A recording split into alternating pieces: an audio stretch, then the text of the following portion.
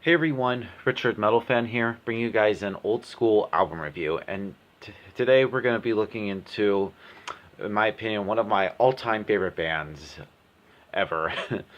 And this album has its 20th anniversary this year, and it's the debut album from this band. And as you can see below the title, today we're going to be looking into Once Sent from the Golden Hall by Amon Amarth. This is their first album. This was released on February 10th, 1998 through Metal Blade Records. Now, Amon Amarth don't need an introduction. They're a melodic death metal band hailing all the way from Sweden. They've been around since the mid-90s. And before this, they put out one demo. Forget what it was called, but before that, and then it was around that time, I think they got signed to Metal Blade, and then they put out this album. And for me, Amon Amarth has been one of my all-time favorite bands. And let's just dive right into this album. Now with all their other albums, I feel like this is kind of a solid start to their career, but with each album after this, they would just get better and better. The production for me, is just all right. I mean, it's not like it's the greatest compared to like their other work. It's kind of more raw sounding. The vocal work from Johan Haig, like compared to other albums, he sounds a lot more. His vocals sound more deeper and more growly compared to like with other albums. You can hear her more coherent sounding and stuff. That's just one thing. The guitar work is great compared to like other Amon Amarth albums. Like the guitar work is just great. The bass I kind of wish was a little bit audible. And the drumming from, I believe the drummer at the time was Martin Lopez, if I'm not mistaken, who was also played in Opeth and stuff. And he does a really good job with the drums on this album. Without further ado, let's dive into Once Sent from the Golden Hall track by track. Now the album opens up with Ride for Vengeance, which right off the get-go, it starts off very fast and strong with the vocals, and the vocals here deliver a lot of intensity and rage in this track alone. Good way to start off this album. And then The Dragon's Flight Across the Waves, pretty damn punishing, a track I would show people who had previously heard nothing from Amon Amarth.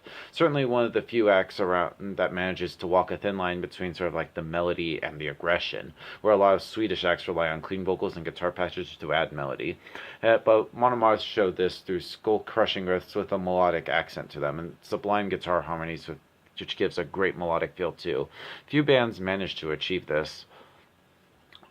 Without Fear, it pretty much has some moments of pure energy and passion where Johan screams, portraying a man dying. Very passionate and moving. He sings as though he becomes the person in the song, especially in Without Fear. The vocal work is amazing, bottom line. Pretty much the best thing about the song. Victorious March embodies exactly what the song title promises, marching along with the excellent guitar riff. And I think I had this pleasure of seeing this song live, I think it was about a year ago. And I remember headbanging myself stupid, and just that fucking main riff that kicks in after the intro. Man, if there was ever a riff to simultaneously bang your head and stomp your feet to, this is it. It's another great song.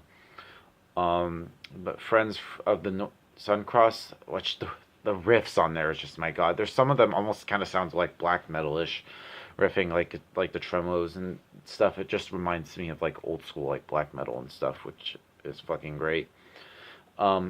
Abandoned, which is kind of like the odd one here of the song, but with those divergent riffing and drumming styles, while the first and last might be your best in pure potency, some of the leads on this song work very well too, not merely soloing aimlessly or skillfully, but finding like the right tone and mood for the song. Something that I've always impressed me about Amon Amarth's guitarists. And then we go into the band's own title track, Amon Amarth, which is, I think, the longest song on here. It's about 8 minutes in length, and it's kind of a slower one too, but nevertheless, it's a really great it's very great, and it's very impressive. And then we go into the title track of the album, Once Sent from the Golden Hall. Pretty strong way to end this album. I actually like this. And of course, this I have here is the 2009 reissue that Metal Blade put out. And of course, this has a bonus track called Signature March, which is actually just a German version of the Victorious March, which is nothing really special. It's just the same song, but with like the lyrics sung in German. And this also has a bonus disc, which actually has the entire album played live that bought them in 2008, and it's also released as a DVD on the bonus DVD from Asserta Rising, where they also played the other 4 albums live in the summer of 2008. But overall, One Cent from the Golden Hall by Amon Amarth is a solid addition to their discography. If I were to give this album a score, I'd probably give this a solid 8 out of 10. But I think with their other albums, they would just get better and better in terms of production, like musically and vocally, they would just get better from there on out. But yeah, that's my review of One Cent from the Golden Hall, guys. Let me know in the comments what you guys think about the album, and I'll see you all in the next video, and keep it metal.